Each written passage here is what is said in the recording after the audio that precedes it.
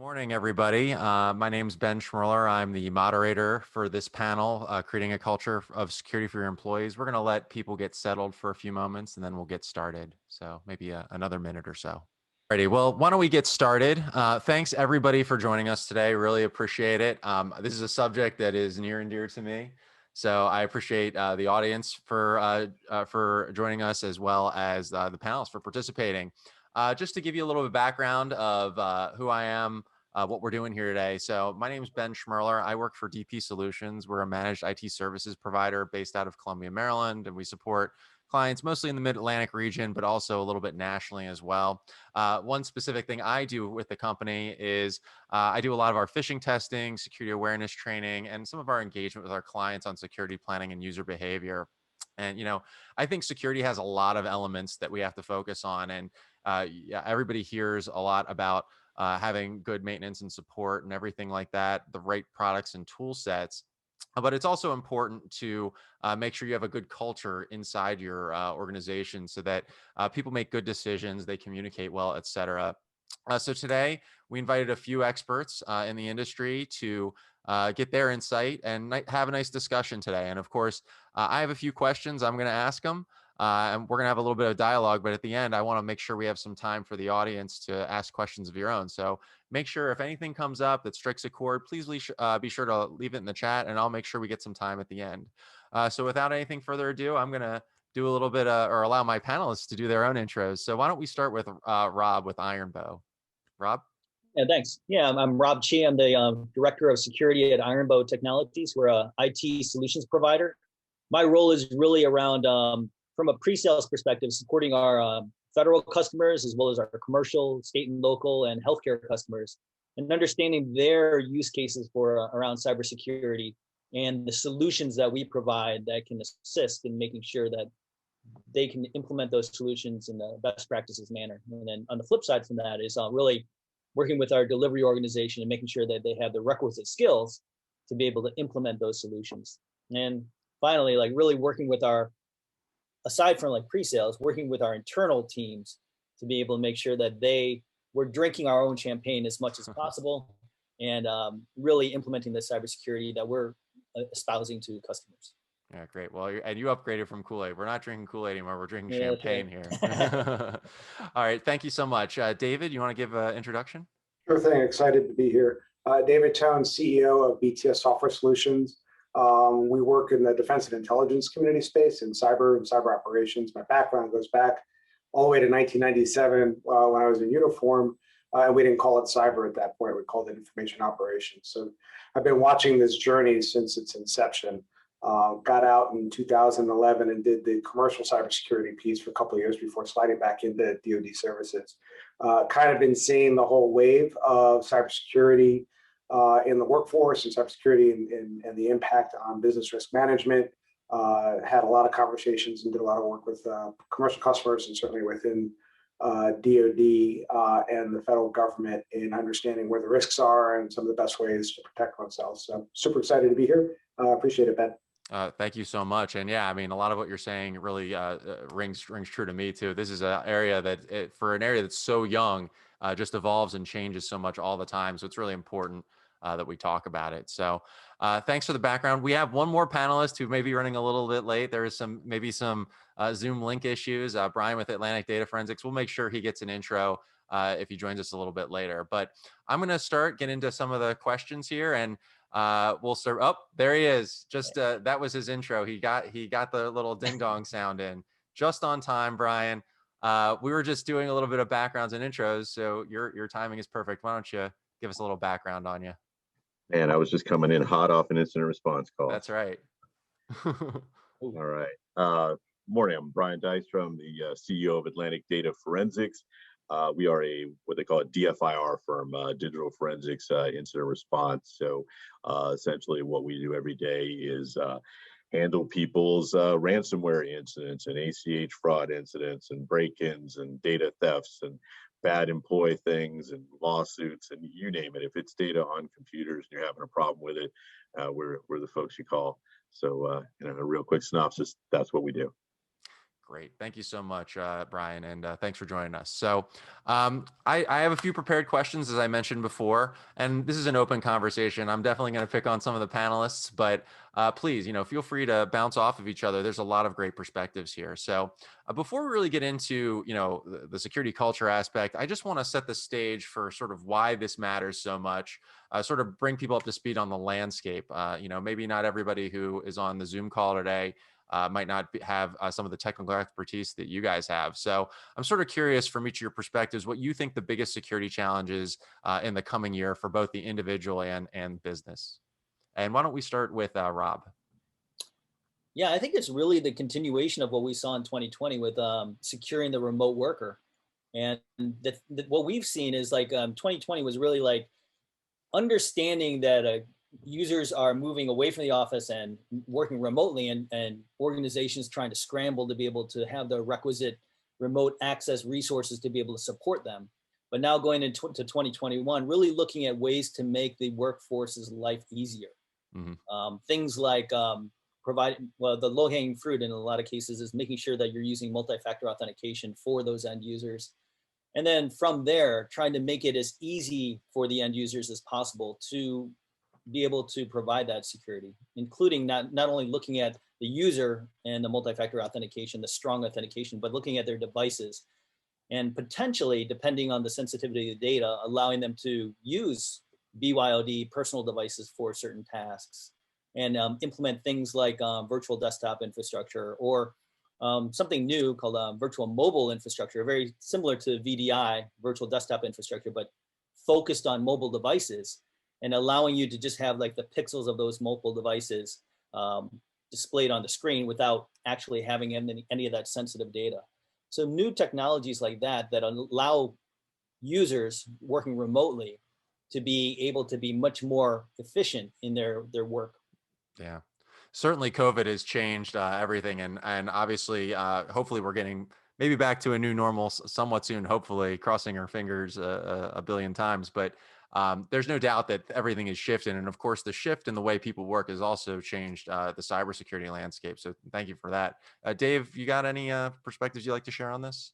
Sure, I'll take it from two perspectives or two angles on the same conversation. One, I think the threat is kind of industrialized. I mean, it's a whole industry now, and they're coming at it for three general reasons. I think two are very heavily weighted, and one is kind of an edge case for the market space that I'm in. Dollars, people are just hunting dollars, stealing, crime, getting all of that. Whether it's phishing and ransomware or ACH scams and all that, just trying to get money out of people's pockets. There's intellectual property theft, and then in the area that I care about a lot is national security interests when national security secrets are certainly being hunted. And SolarWinds is a great example of that, from a nation state coming after it. But I think you see it in the private sector as well, maybe not to that degree. But I think maybe if I were to narrow it down to what an individual or a company can do, or the biggest threat, I'm going to go with phishing. Mm-hmm. The rest of it is kind of a thing. I mean, if you read the news or you catch any headline or read CyberWire or any of those, it's mere mortals can't keep up with the threat, and it's overwhelming. And you can throw your hands up and say, there's too much fear, uncertainty, and doubt. I really don't know how to respond to this, so I'm not going to respond to anything. So I think if we dial it back and have the conversation with the practitioners, it's really not cybersecurity. It's about business risk management, and cyber is an underlying layer for all of that. And as we talk about what the threats are, and as people come at us, phishing is certainly a vector to come in. It's probably the easiest vector if we're good business leaders and doing good business risk management, doing the basics, patch management, data segregation, recovery standards and protocols for all of that. If we're understanding that it's an industrialized threat and we'll do our best, but they'll get through, and we're able to think through the penetration, think through the attack, and figure out how we're going to do our business risk management going forward. That's the right framing as we look at where these threats come in, because there's just too much money to be made for them to slow down. Yeah, David, we had a really great conversation prior to the panel where we were talking about sort of the inevitability of this stuff, and And there's a lot of people who say, I just want to get rid of the threats, and it's not so simple, right? The threats are always there. This is a matter of risk management. How low can we get that risk? We're never going to eliminate it. What can we do to minimize it? And especially with the volume of, you were talking about phishing, the volume and the ease of use for someone to start committing this cybercrime is so prevalent. So thank you. Brian, do you have anything to add? Yeah. So it is very much a money ball game out there right now. So we're handling 5-6 ransomware events continuously all the time. Have been for, I don't know, since sometime in 2019 now. And it's all about the money. So it doesn't really matter what industry you're in, what your company does. This idea that oh, nobody'd be interested in our data. Yeah, they're probably not. They're interested in your bank account. And if you've got one, they want it. So it's very much sort of that sort of thing, because these are criminal businesses. I mean, these ransomware groups and so forth. They've actually formed cartels, and they operate, in a distributed manner, just like any other distributed businesses. They have their own help desks. They have call centers. They have individuals that are responsible for breaking into the sites. Other individuals that are responsible for handling the Bitcoin and the money transactions. A different group entirely. Managing and maintaining the ransomware and the ransom note communications and things like this. If I'm a hacker right now and I want to be part of a ransomware cartel, I actually have to apply. I have to do a job interview and show that I have access to this many networks, and they're going to take a chance on me. I'm going to be a test employee, if you will, of this ransomware cartel, and I've got to show them monetary, that I can turn this into money in the short term, or I get kicked out of the cartel and I don't get to participate and use all their tools and assets anymore. It really is an enterprise. It is very much a criminal business, and you need to think about it that way. And to what Dave said, okay, if that's my threat out there, and that very much is the threat to SMBs right now, what do I need to do? And the answer is not more product. Okay, it just isn't. Don't go and buy a bunch of expensive stuff. It's about processes, right? It's about doing these simple things, patching my systems. Like Rob said, it's about having 2-factor on everything. It's about doing the grinded out hard work, getting controls in place, and more importantly, what is my plan for when it happens, right? Mm-hmm. Especially a ransomware event, they're very, pardon the pun, binary in nature, right? You either do or don't have insurance. You either do or don't have backups. Your backups are either good, you can restore them, or they're bad, you can't restore them. So it's a very much on or off situation. So so walk through those things. Hey, if we had this sort of thing, what would we do? And are we prepared to handle that sort of thing? And who do we call? And do we have insurance for this sort of thing, and so on? So that's what's going on. I want to revisit a subject you talked about a little bit, which is that if you have money, they care about it. I mean, the reality is, if you're leveraged in technology in any way, whether you're just a person, maybe you're even a retired person who just lives at home and watches Netflix and reads books and stuff. If you have your stuff connected to the bank, or if you have information you care about, the truth is all these things are assets and personal vulnerabilities. And so the truth is it's coming for all of us, and they're just trying to figure out who they can get, who's low hanging and who's easy to attack. So, a lot of things, the other things you were talking about, Brian, having to do with making sure we're doing the right things, patching, that our users are aware, et cetera. I mean, these are the components of creating a positive security culture. So I'm going to transition to our next thing, which is really, a lot of organizations, I think mistakenly think of you talk about all these products, slapping a bunch of products and services at these problems, and then sort of crossing their fingers, hoping for the best. But the reality is that successful risk management and security management programs focus on the broader aspects of what our people are doing and are we exhibiting positive behaviors. So let's say we're starting off right now and we have a really good technology in place, but what are some things you guys recommend to get started with developing a security culture? And why don't we start this time with Dave? And I hope you don't mind me calling you Dave.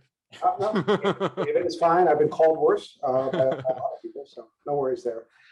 I mean, so it certainly starts with education and understanding what's going on, but the education doesn't need to be overcomplicated. Most people can onboard 2 or 3 basic rules in any part of their life.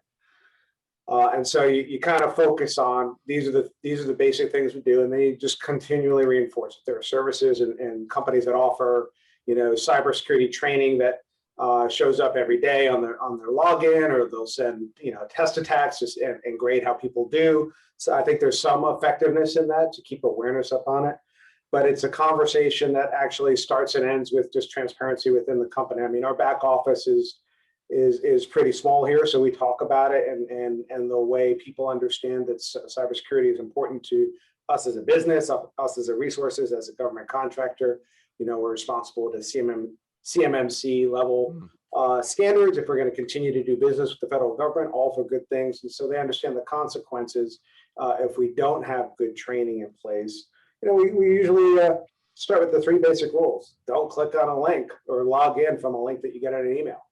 Whether you know it or not, go to the website. That's rule 1. It's pretty easy. Don't send anybody any money if you haven't called. And we've actually had one of those very sophisticated email spoof phishing attacks going after ACH money. And our person found it because there's no way my COO would ask for that kind of money being mailed somewhere. Know your people and know your processes. And then use the tools that we give them. Between extending our firewall and our VPN to allow people to use that from home and use all the security products that we do have in place and processes, to the antivirus and everything that we put on their government, on their company computers, to what we make available to them to put on their personal computers. We give them those tools. And we just talk about it, and we talk about what's important with it. And we have an MSP that's really good about helping reinforce what we're trying to do and work with our culture there. But we don't go after it with a whole fear, uncertainty, and doubt. The sky is falling. It's just some basic rules. And when in doubt, don't click on it. Give somebody a call. Yeah.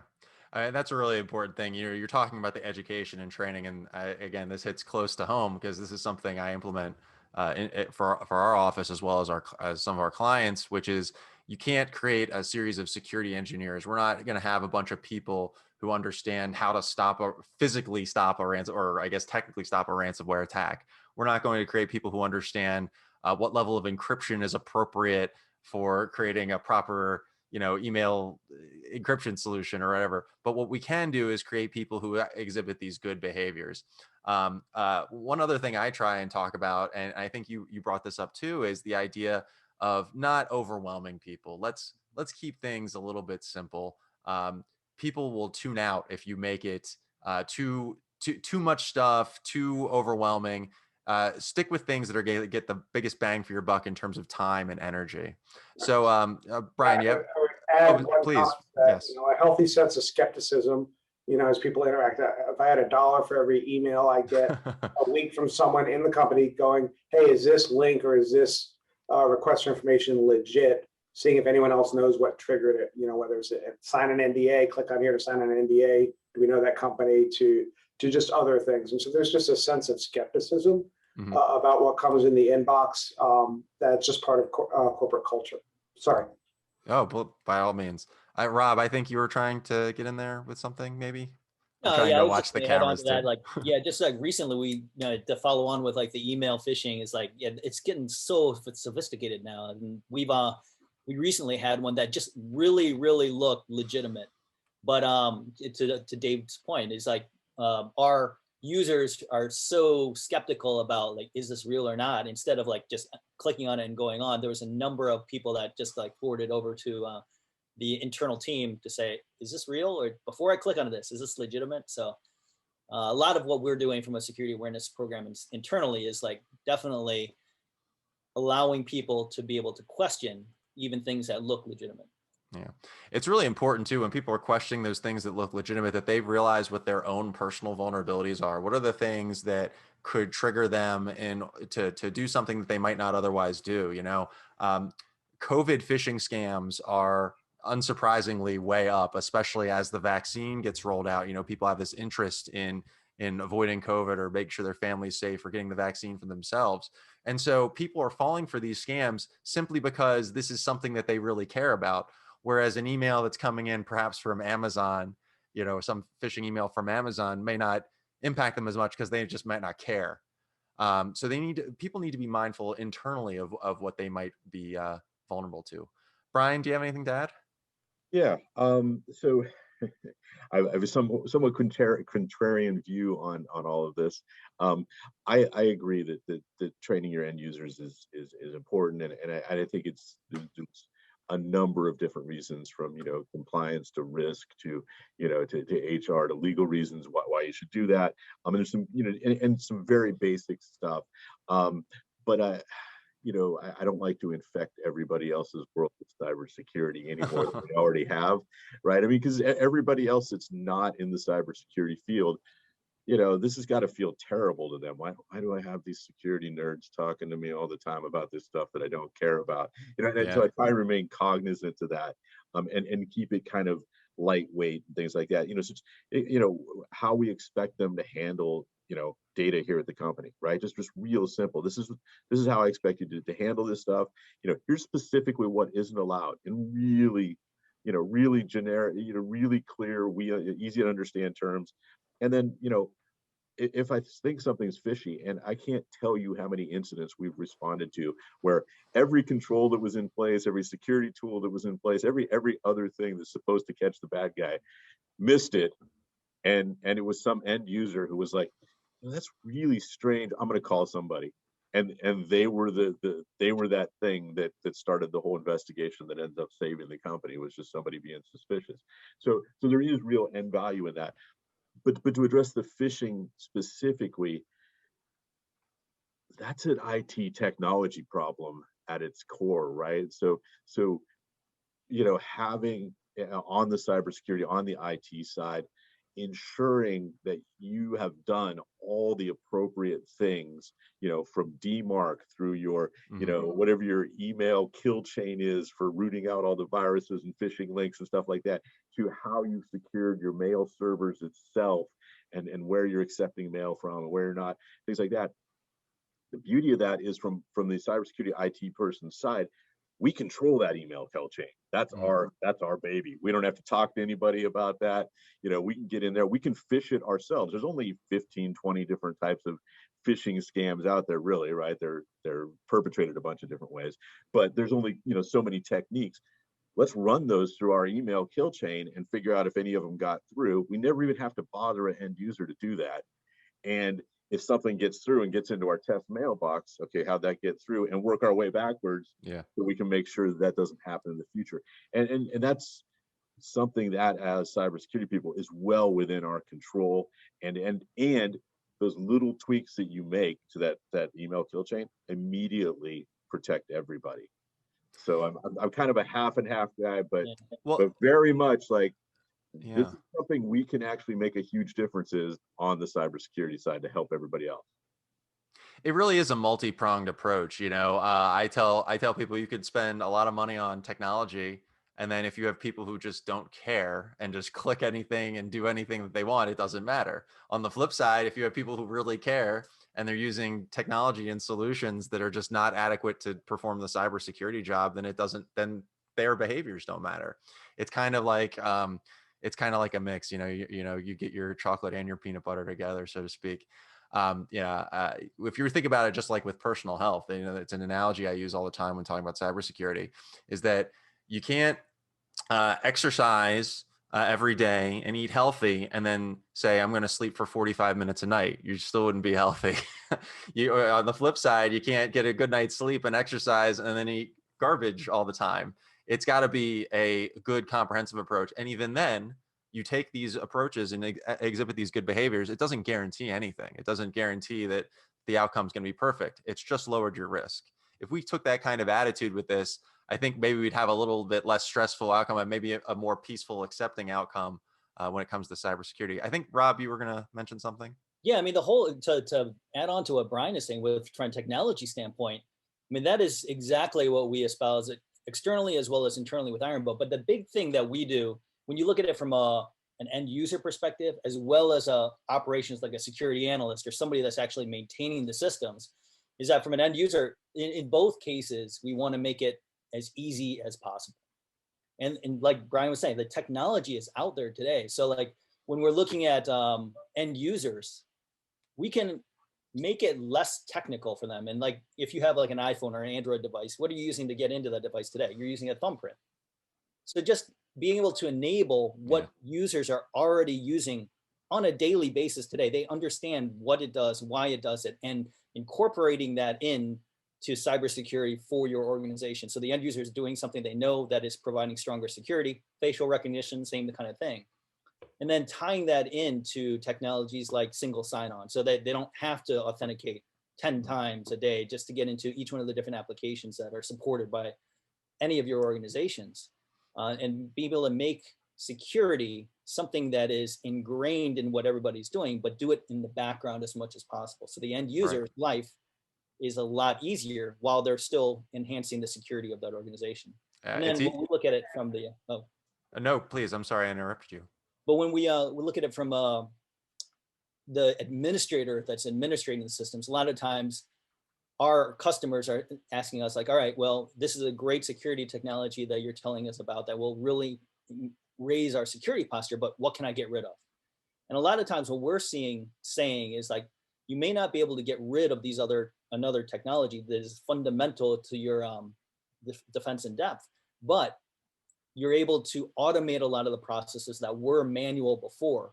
So although you're not able to remove something by adding this new technology, you're now able to automate or orchestrate what was a manual process before, really freeing up the time for those security administrators. So really looking at when new technologies are introduced, making sure that they integrate with what you have today, and at the end of the day, make the security posture of the organization stronger, while also making the security administrators' life a little bit easier by really using the technology to automate and bring in the security and threat intelligence to be able to raise the security posture. Yeah, you definitely have better outcomes when you make the process easy for everybody. You know, when you make it so you have to jump through as few hurdles as possible, which I know is a challenge sometimes. It can't always be done. I forget who, somebody, oh, please, yes. Sure, I wanted to just kind of dive a little bit deeper into Brian's point about what can the cybersecurity and system administrators do on the backside to help with this risk. We talked about getting the perimeter right and getting the kill chain in place and all those things, but there's some fundamental no cost or almost no cost things that we can do that take a more strategic perspective. Are you doing good data segregation as a COO and an ops person and the F&A and the H&R person? Are you looking at what's the data that is truly critical to my company's survival and success? I heard, Brian, I think it was in your presentation on Cyber Maryland about how many companies go under after a ransomware because they have not been able to segregate what's truly important and really wrap their protections around that and limit the attack surface going forward with it. So I think some thoughtfulness about, from an operations perspective, having nothing to do with cyber or IT, what's critical to my company surviving and growing. And if you start with that operational risk management, then you can start drilling down. And that means this data, this information system is more important than that one. You know, if all my HR and PII is lost or locked up in a ransomware or splashed across the front pages of the New York Times, it'll cost me money, it'll be painful, there may be some reputational damage, but that's not existential. If my IP is across, or my bank account, ends up in somebody else's pocket, that's an existential threat. And if you start at that level and engineer from there, design your networks and design who has access, I think that's a lower no cost thing that if you do up front, just adds that layer and then allows you to really focus on your recovery capacity for when you get hacked, not if you get hacked. That's an excellent point, David. I'm really glad you brought that up. I mean, there's another reality here, which is that all of our resources are limited. And if everything's a priority, nothing is a priority. You might have an environment with 10 servers and you may say, well, I want this RTO, RPO on these servers in the event that something happens. But are you willing or even capable of paying for that kind of solution? First, you need to break it down and say, well, what really matters? How can we actually make this valuable and make this recovery as positive as possible while still not destroying our bank account or making our business insolvent? So yeah, that was a great point. I really appreciate that. You brought up something else that struck me, which was transparency, which, we've had people in our lives. I'm sure everybody on the call can relate to this, where you implement a security posture and you get the one guy who doesn't want to do it. They hate doing it. They just want to do the things the way they did it before, et cetera. But I think that transparency point, and maybe it was you, David, who made the point. I think when you're transparent about why you're doing these things, this is what we're looking to protect. This is why we have to implement it. We're trying to meet CMMC, as somebody brought up. We're trying to protect our clients' information. We're doing this so that you can work from home in a secure way. I actually think when you have to jump those hurdles, it really improves buy-in. So just my 2 cents on that. I'm going to pivot a little bit. And we're sort of on this subject a little bit anyway, but people at the bottom of the organization, the day-to-day people, the blue collar people, whatever, we need them to buy into this stuff too. It's not just the people who deal with management stuff all day. So what are some things that leadership can do to sort of lead by example and sort of create that kind of symbolic leadership that we need so that people want to engage in our security program? And why don't we start with Brian this time? So interestingly enough, at most companies, leadership doesn't. They don't participate in any way. Yeah. They are the source of the problem, not the solution. And that's not likely to be something that changes. For example, ransomware. I don't consider ransomware to be an IT problem.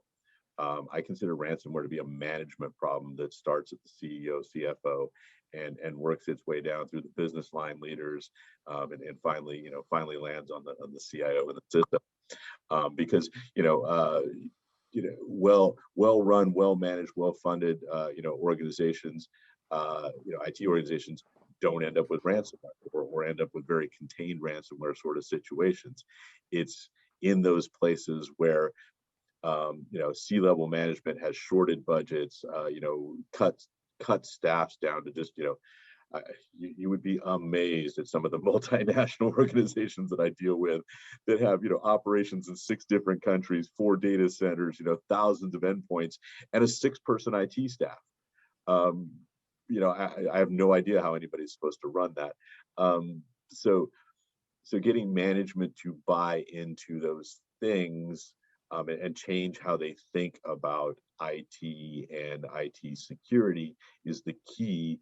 However, that is a very, very difficult problem in a lot of organizations where it just systemically, over the years has never been that way. In the absolute worst organizations that I see, and I'm willing to, states that I'll go on the Wall Street Journal and say this out loud. The worst IT organizations in the world are run by CFOs. I've been doing this for 20 plus years, and every time I run into a CFO run IT operation, it's very easy for the CFO to go, yeah, we're not spending any money on that. But not a dime anywhere, no people, no money, no budgets, no things like that. And so more importantly than management buy-in on that, it's the other things that have to flow from senior management to that. Now, the opposite side of that is in businesses that we take that we are the incident response providers for, where the board has bought in, the C-level executives have bought in. They care. They really lean into this, and they want to see it happen, and they make it clear that I'm in with this. I'm doing the security training. I'm using the 2-factor. You're never going to get an email from me that says go buy gift cards. And, things like this. And if you think you did, email me and I'll let you know I didn't. That sort of thing. Those are the best run organizations out there with just phenomenal security cultures. So it's a difficult thing, because if the business hasn't been like that and leadership doesn't think like that, it is very, very difficult to get it to change. Yeah. And as I said, you can't expect other people to care if leadership doesn't care. So, Rob? Yeah, just to piggyback on that, that's exactly what we see too. It's not necessarily like the leaders of the organization actually doing it. It's like who is the messaging about the security awareness program, about anything related to security coming from? So if the message is coming from upper level leadership, it's going to be much better received and listened to than coming from the security officer. So I think from just a high level point, as long as leadership are the ones that are providing the message top down, saying this is what we're going to do and this is why we're going to do this. This is why security awareness is very important. That message is going to resonate a lot better than bottom up. So just as long as it is leadership agreeing with and providing that message in a public forum like all hands meeting or something like that on a regular basis, not just once, but just driving into people's heads that yes, from top down, this is what we believe and this is why we believe it. I think that helps out a lot. Thank you. I want to get your thoughts on this in a second, Dave, but we got a question or a comment rather, and I think it relates to what Brian said. I want to bring it up real quick. So Tom Collins says, the CFO runs organizations. Is this not the problem with IT security as it pertains to government agencies? They look at the bottom line first. It's not in our budget. Now, I don't work in the public sector per se, so I can't speak to this, but I'm wondering if any of the panelists have comments on this question. Yeah, so to provide more insight of that, so I have been responding to incidents since back in the 1990s. It's all I do. It's just my life. It's my jam. It's what I do.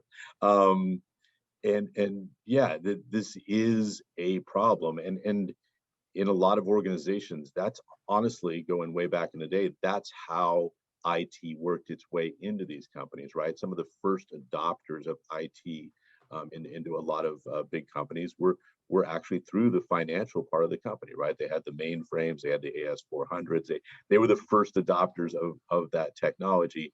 And then when the rest of the industries kind of got on and moved on, we all sort of shifted away from the finance part of our company running those IT operations. Some companies got stuck in the past and they continue to operate that way. And it hasn't really changed, and that can lead to problems. And it just kind of snowballs from there, and can continue to be a problem for organizations as they move forward. But it's just my observations from going to hundreds of incidents a year that this is definitely a problem. Not to say that I don't have CIOs and CISOs that run just as bad of IT operations. They do. I'm just saying if it's run by the finance side, it's definitely going to be underfunded and probably poorly run. No guarantee. I bet there's a CFO out there right now that's doing a bang up job. Yeah. I just haven't met him yet. It sounds like you're really referring more to like forward-thinking type CFOs are going to be the best, are going to make the best if they're working within their. Companies have to evolve. How we think about ITS, evolve. The shift that we're doing right now into cloud and even second layer cloud, right? So I have clients shifting from AWS over to GCP or Azure, things like this. So we're doing second cloud hops and things like this. That's a strain on regular CIOs and CISOs because they were brought up in our data center on our premise mentality, and so they're having trouble retooling and rethinking how do we operate in this cloud environment. There's always that problem about shifting from the current state of how we do things to the next state of how we're going to do things, and changing maybe who manages and runs that. Ben, I would take I agree with everything that Brian is saying, but I think that the question and Brian's observation actually exposes a fundamental leadership issue at the CEO, COO level, which goes back to your point. If you as an operator, not as a finance guy, not as an IT guy, not as a security guy, if you as an operator looks at what's essential to your business and do risk management, and don't throw the word cyber, don't throw the word security in there, just do risk management. And then you look at what are the systems that cross all of the pillars of my company where I'm exposed to risk: HR, finance, IT, business operations, reputational, PR, all of those things. And cyber is the one that crosses all of those. If your C-suite outside of the CFO isn't expressing what the priorities are based on what's existential to your company and where you're able to accept more risk, and using that to drive resource allocation decisions in each of those pillars, then your failure is not with the CFO. Your failure is with the CEO, the COO, and the board, if there is a board, in not driving to basic business 101. What's important? Put your resources there, accept risk elsewhere, and mitigate for when that risk is exposed. Yep. Yep. Great point. Otherwise, Oh, we're sorry. just a cost center. Yeah. Yeah, and just to add on to that, yeah, so within the DoD, we're seeing that as well, where they are getting bogged down a lot in like, how do we just upgrade our infrastructure? But the innovative generals and higher level executives are really looking at it and turning to the commercial world and saying, when you look at a bank or look at other organizations that have highly sensitive information, how are they doing that? And how are they able to break through a lot of the red tape that exists within DoD to get anything done and be able to bring those technologies, whether they're cloud-based or just like innovative technologies that are really adding to the security in the commercial sector and bringing that into the public sector.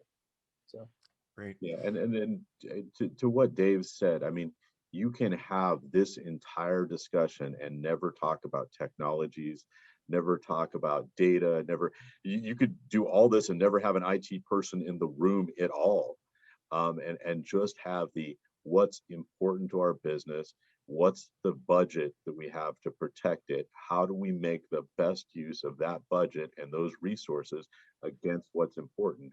One of my favorite CISOs in the world to listen to on this is the CISO for Johns Hopkins, which is all right here with us, all around us in this area. They're one of the biggest IT organizations in the world. They literally have IT resources on all 7 continents, including Antarctica, that they have to protect. They don't have a budget that's going to protect all of that. And listening to him describe, and it's painful to listen to the parts that he just goes, who cares?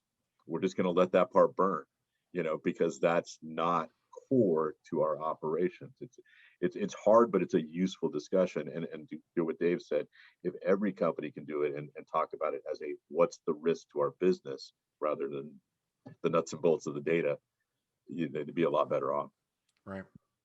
Well, I'm glad we talked about that stuff. I mean, yeah, if the success factor of a security program is that you'll never have any issues and you'll cover everything possible, then you're always going to be failing. So that's just sort of how it is. I want to make sure that the audience knows we're a few minutes before 12:20 now. So please feel free to get your questions in. I'm paying attention to the chat. I have a few more questions for the panelists, but I definitely want to get engagement from the audience too. So if there's any subjects that we're not talking about regarding security culture or you want to hear more on, please just put it in the Q&A or put it in the chat. I'll make sure I keep an eye on it. In the meantime, I want to talk about something that we see a lot, which is, you have an incident and the issue is resolved. Let's say we've had a ransomware infection. It's whatever damage has occurred. We've dealt with all of it. And now we're back to an operational level. But now we're at a point where we really do need to go back and figure out, how did this happen? What can we do to make things different? How can we educate people so that we can maybe avoid this incident again? So I want to hear your guys' thoughts on the proper balance between accountability, where, if there were mistakes that were made, that we hold people to task and that we show that there are consequences for not, showing proper responsibility, with the other side of this, which is just teaching people who may just need to learn and that mistakes happen. I know this is a very difficult subject, so I'm encouraged to get some of your thoughts on this. Rob, do you want to start on this one? Sure. So yeah, I guess it really depends on severity. Yeah. So if it is, like you were saying, something that's a simple mistake, something that they just didn't know shouldn't be done, then yeah, that's just probably like a slap on the wrist kind of thing. But if it is something where it is trying to avoid what is required within the security policy, but it's like kind of a mid-tier thing, what we've seen is 3 strikes and you're out. You have initial sit down, sign this piece of paper, you did something wrong. Hopefully you learned your lesson. If you do it again, that's your 2nd strike. And then 3rd strike, you're definitely doing something wrong. And it's time for a harsher punishment for that.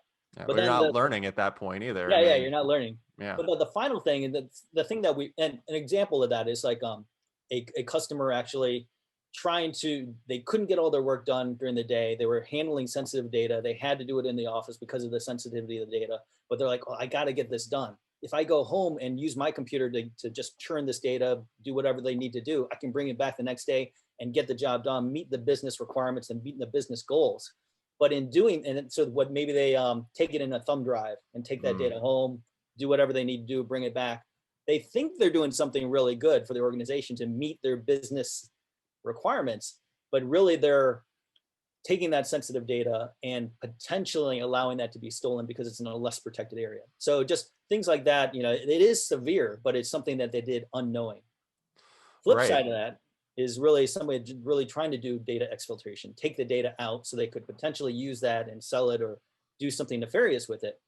And for those, of course, that is something where you definitely want to take drastic action. And it's also how abrasive is it, So the example you bring up of someone bringing their work home with them in order to meet a deadline or whatever is a good example. Obviously this was in service to the business, it's in service to getting something done. And how egregious is it? Did this person decide that they're going to completely violate a billion known policies to do this, and then they use their personal email accounts to transmit information or something like that, or did they just maybe bend the rule a little bit? We have to handle those things a little bit differently. So great point. David, do you have anything to add? Sure. I think Rob caught it all. I had kind of bumper stickers. Ignorance is fixable, willfulness is punishable, criminal is criminal, and that's how you kind of approach things. When someone screws up, very few people wake up in the morning saying, "How can I screw up today?" So when someone messes up, if you take the criminal activity and incentive off the table, and you take the willful off when someone says, "I'm not doing it because it's not my jam to do two-factor authentication, or it's not my jam to log into the VPN from home," then you have to say, what's the ignorance? What caused that failure? Did I give good guidance? Did they know what the rules and policies were and why? Did you give them the right resources to follow those? Do they have two-factor authentication? Do they have the laptop? What are the tools that you're providing them that allows them to support the policies you're putting in place? And if you've given them the guidance and the tools and they're still not following, then clearly there's an education piece that you need to follow up to. Now, if someone is so dense that they can't learn it, maybe you should look at your hiring actions from another perspective. But if there's a point where, oh, I understand now, and use vignettes, use something tangible to get it through to the people who are ignorant, but and in the technical sense ignorant, and fix them with tools and vignettes and stories and guidance that they can follow and onboard, and don't make it too complicated. And to a previous point, don't have it come from the CISO, have it come from the operations person. I think that most people are fixable. All great points there. We're not going to be able to get into this subject too much today, but one of the things I wrote in the notes was maybe talking about how do you measure the effectiveness of security awareness and phishing testing programs. And it's based on stuff like this: is how do people fall for this? If you've been phishing testing your people over and over and over again, and you've got 3 people who just seem to fall for every test, we need to up our game on those 3 individuals somehow. Either maybe the subject matter is really tough for them, and that's fair. We can deal with those individuals on a one-on-one basis, but it's up to us as leaders to figure out what we can do for those people so that they can avoid these things. Brian, do you have anything to add? I don't believe in phishing people. Yeah. So Rohit Balani is a good friend of mine, and he was the founder of fishme.com. And we used to discuss this endlessly. And if I poured enough drinks into Rohit, he would admit that, while he'd built a great platform, it didn't effectively change end user behavior. It did make end user behavior monitorable and what do you call it? Addressable in terms of numbers and things like that, which was great for management. You could say, well, I fished them, and this many people responded, and now I have this other chart that shows I fished them again after some training, and the chart moved, and so now I'm doing great things. That's largely what we call management porn. That's great. It makes nice graphs and charts and shows you things. But if those last 3 or 4 people, don't buy into the program, you still have the openings. Unfortunately, those phishing programs also overlook usually the real risk. The real risk is not from my rank and file users. The real risk is from my IT department and my C-level employees, quite honestly. Over and over and over again, the incidents that we handle are started through the compromise of IT department accounts and through C-level employees' accounts into the network, because they're not participating in the phishing program. They're not participating in the training. They're exempting themselves from, the two-factor process or the whatever. Some of them run whole shadow IT operations just for the executives and things like that. Those are the things that are going to eat an organization. It is very seldom your average person coming in and doing their job every day that is the cause of the bad thing that causes the organization a bunch of trouble. Just again, just my real experience from actually handling. But I think this speaks to your previous point too about leadership and getting leadership involved culturally, right? In a leadership environment where they're drinking their own Kool-Aid or champagne. If you are in Rob's office, you're drinking your own champagne and doing all this stuff. Then they probably are potentially paying attention to whatever training is out there, engaging with this stuff, and maybe a better outcome. So I think it really does lead back to the leadership piece. You can't have any of these programs in an organization where the leadership is absent. Yeah. So I mean, a good example of this is the Saudi Aramco ransomware attacks, where they ransomware hundreds of thousands of servers, like twice, like they get burned down to the ground twice on that. In both cases, they phished people in the IT department who were using administrator level credentials as their daily credentials. Right. I mean, that's a management issue. That doesn't have bad governance with your average people. It has to do with what are we doing here, in general, in handling our security and our risk. All right, great. Well, I want to make sure we get a little time to wrap things up. I don't have any more questions in the chat, but I want to make sure that everybody in the audience knows how to reach everybody. So, Rob, why don't you give us a little background on how people can find you, so that if people want to have a follow-up discussion, they can reach you. Oh, great, thanks. So yeah, I'm Rob Chee, and so just rob.chee@ironbow.com. Why don't you put in the chat too, so that people have it there. And then, LinkedIn I check pretty regularly as well. Great. Thank you so much. How about you, David? Sure. David.Tohn@unleashbts.com. Also in the chat. It's been a good conversation. I always like listening to smarter people than me have good conversations about stuff that's going on. I've been in this space like Brian for 20 plus years. I get a little cynical about all the FUD that goes on about it, and when it's really the basics that will get you 80% there, and that last 20%, just be ready to get hammered and figure out how you're going to recover. It's really not that complicated. Yeah. Brian? So I threw mine in the chat there too, along with the link. Don't click on the link. Come on, don't click on the link. It leads back to a ransomware site. Gotcha. That was your test. We failed as a panel to engage in positive security culture. We have people clicking links. But yeah, you can reach out to me anytime you like. Appreciate the opportunity to do this today. All right, great. Well, thank you all. You can find me, Ben Schmerler, Director of Strategic Operations, DP Solutions, dpsolutions.com. Happy to talk. We do a lot of other education stuff too. So not just the stuff we're talking about today, but if you check out our website, check out my LinkedIn, we do all sorts of blogs, tips, security tips, things like that, which, are free. You guys can use them. Just feel free to get in touch with me. Anyway, thanks everybody for participating. Hope everybody's having a good conference. I want to read this part of this one comment here. World War III is cyber warfare. How are we to win and stay productive at the same time? It's a real challenge. It's going to be the challenge of probably the next at least 10 to 20 years. I mean, as we become more leveraged on technology. So it's really important that we keep having these conversations and keep adjusting and having this positive security culture. So thank you. Anyway, thanks everybody for joining us, and have a great day.